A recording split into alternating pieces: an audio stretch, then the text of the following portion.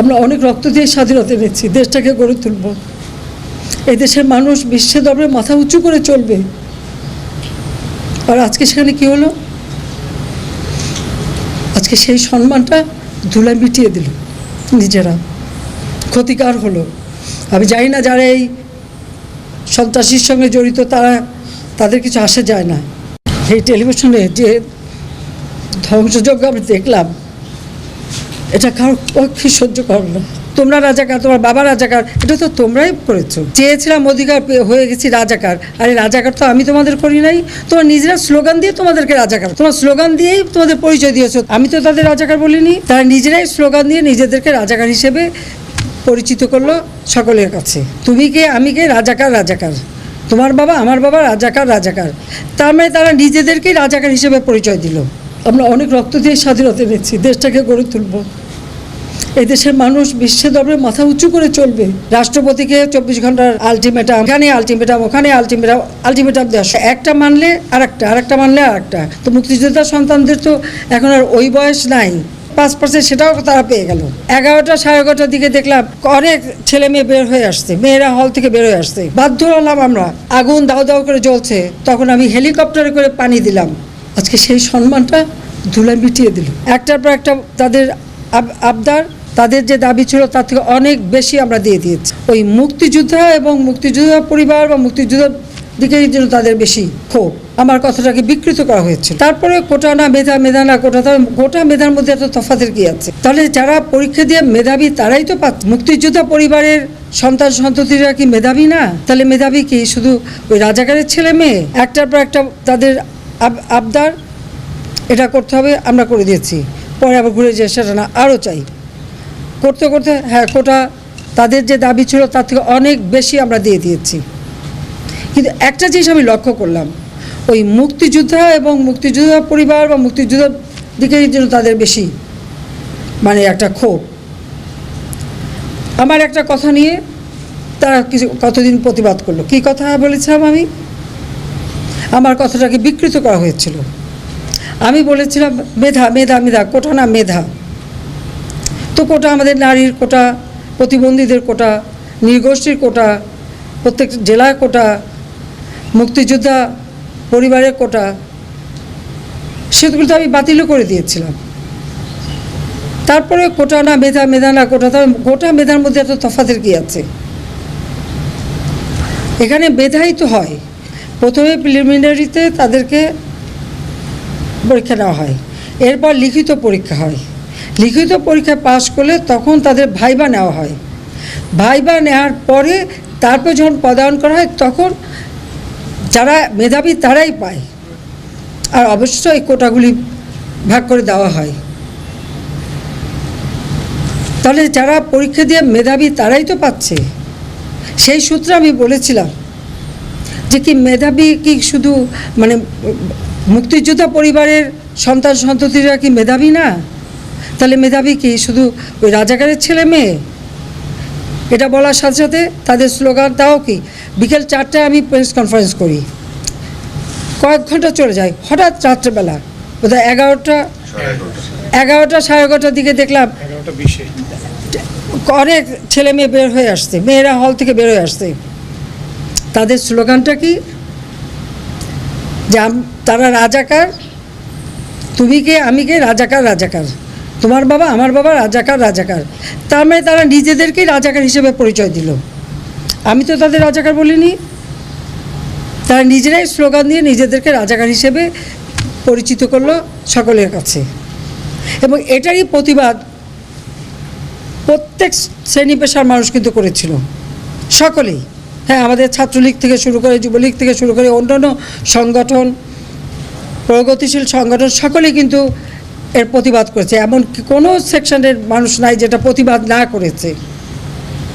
তখন তারা তাদের স্লোগান পরিবর্তন করলো। কি স্লোগান? চেয়েছিলাম অধিকার হয়ে গেছি রাজাকার। আরে রাজাকার তো আমি তোমাদের করি নাই, তোমার নিজেরা স্লোগান দিয়ে তোমাদেরকে রাজাকার করেছো। তোমার স্লোগান দিয়েই তোমাদের পরিচয় দিয়েছো। তোমরা শুধু না, তোমরা রাজাকার, তোমার বাবা রাজাকার, এটা তো তোমরাই করেছো। হাইকোর্টের শুনানি 7 আগস্ট ছিল, সেটাকে আমরা 21, আমি নিজে আইনমন্ত্রী, আমাদের অ্যাটর্নি জেনারেল সকলের সঙ্গে বসে আমরা অনুরোধ করলাম উচ্চ আদালতে যেটাকে সামনে এগিয়ে নিয়ে আসা যায় কিনা। আনা হলো 21শে জুলাই, সেখানে বসালে এই ছাত্রদেরও বলা হলো যে তোমরা ওর সঙ্গে যুক্ত হও, তোমরা আপিল করো, আমি তো আপিল করেছি, তোমরা আপিল করো।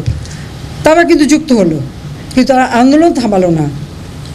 তারপরে যখন রায় হয়ে গেল তাতেও তারা উঠবে না। কেন? প্রজ্ঞাপন জারি করতে হবে, রাষ্ট্রপতিকে 24 ঘন্টার আলটিমেটাম, এখানে আলটিমেটাম, ওখানে আলটিমেটাম, আলটিমেটাম দেওয়া শুরু হলো। এটা কোন ধরনের কথা? একটা মানলে আরেকটা, আরেকটা মানলে আরেকটা।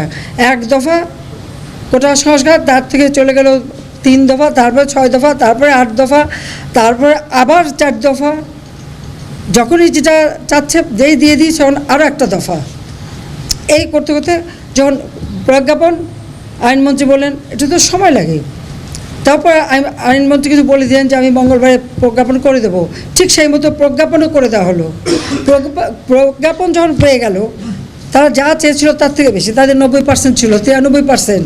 আর মুক্তিযোদ্ধা ছেলে মেয়ে সন্তান লেখা হলো। তো মুক্তিযোদ্ধা সন্তানদের তো এখন আর ওই বয়স নাই যে 30 বছরের কেউ না যে তারা এখন চাকরি পাবে। তার মানে ওই যে 5% সেটাও তারা পেয়ে গেল, তাতেও তারা তৃপ্ত না। তখন আবার আসলো সে 8 দফা থেকে 4 দফা আনতে হবে। এটা কি যে বাধ্য হলাম আমরা, যখন চারিদিকে এভাবে আগুন, এই টেলিভিশনে যখন আগুন লাগলো, এখানে হাজার হাজার লোকের টেলিভিশন আক্রমণ করছে। ফায়ার ব্রিগেড আসলো, ফায়ার ব্রিগেড গাড়ি জ্বালালো, ফায়ার ব্রিগেড ঢুকতে দেবে না, পুলিশ কাউকে ঢুকতে দেবে না, তাদের উপরে হামলা হলো। আগুন দাও দাও করে জ্বলছে, তখন আমি হেলিকপ্টারে করে পানি দিলাম যে অন্তত এইভাবে পুড়ে যাচ্ছে সব, হেলিকপ্টার থেকে পানি ছাড়ো। কারণ আমরা এরকম অগ্নি নিবারণের জন্য অনেক জায়গায়, এবং যে সমস্ত বিল্ডিংয়ে আগুন দিয়েছিল অনেকে ছাদে যে হাহাকার করছিল, আমরা হেলিকপ্টার দিয়ে তাদেরকে উদ্ধার করেছি। সেই নারায়ণগঞ্জে কাঁচপুর থেকে নিয়ে শুরু করে বিভিন্ন জায়গায় হেলিকপ্টার দিয়ে দিয়ে কিন্তু আমরা মানুষকে উদ্ধার করে তাদের যান বাঁচিয়েছি। আর আমি এখানেও চেষ্টা করেছিলাম যে ওই যে বেশি করে পানির ছিটা উপর থেকে যে আগুনটা আরও চারিদিকে ছড়াতে না পারে। কিন্তু আজকে এসে এই টেলিভিশনে যে ধ্বংসযজ্ঞ আমি দেখলাম, এটা কারোর পক্ষে সহ্য করো না। দেখো, এখনো পর্যন্ত সরকারি সূত্রে আমরা যেটা জানতে পারছি যে আগামী 48 ঘন্টার মধ্যে শেখ হাসিনা ভারত ছাড়তে পারেন, এবং সেক্ষেত্রে তার পরবর্তী গন্তব্য ইউরোপের কোনো দেশ হতে পারে। আমি তো তাদের রাজাকার বলিনি, মানে একটা ক্ষোভ। আমার একটা কথা নিয়ে তারা কিছু কতদিন প্রতিবাদ করলো। কি কথা বলেছিলাম আমি? আমার কথাটাকে বিকৃত করা হয়েছিল। আমি বলেছিলাম মেধা মেধা মেধা, কোটা না মেধা। তো কোটা আমাদের নারীর কোটা, প্রতিবন্ধীদের কোটা, নৃগোষ্ঠীর কোটা, প্রত্যেক জেলার কোটা, মুক্তিযোদ্ধা পরিবারের কোটা, সেগুলো তো আমি বাতিলও করে দিয়েছিলাম। তারপরে কোটা না মেধা, মেধা না কোটা, তার কোটা মেধার মধ্যে একটা তফাতের কি আছে? এখানে মেধাই তো হয়। প্রথমে প্রিলিমিনারিতে তাদেরকে পরীক্ষা নেওয়া হয়, এরপর লিখিত পরীক্ষা হয়। লিখিত পরীক্ষা পাশ করলে তখন তাদের ভাইবা নেওয়া হয়। ভাইবা নেওয়ার পরে তারপর যখন পদায়ন করা হয় তখন যারা মেধাবী তারাই পায়। আর অবশ্যই এই কোটাগুলি ভাগ করে দেওয়া হয়। তাহলে যারা পরীক্ষা দিয়ে মেধাবী তারাই তো পাচ্ছে। সেই সূত্রে আমি বলেছিলাম যে কি মেধাবী কি শুধু মানে মুক্তিযোদ্ধা পরিবারের সন্তান সন্ততিরা কি মেধাবী না? তাহলে মেধাবী কি শুধু ওই রাজাকারের ছেলে মেয়ে? এটা বলার সাথে সাথে তাদের স্লোগান, তাও কি বিকেল 4টায় আমি প্রেস কনফারেন্স করি, কয়েক ঘন্টা চলে যায়। হঠাৎ রাত্রেবেলা বোধহয় 11টা 11:30টার দিকে দেখলাম অনেক ছেলে মেয়ে বের হয়ে আসছে, মেয়েরা হল থেকে বের হয়ে আসছে। তাদের স্লোগানটা কি?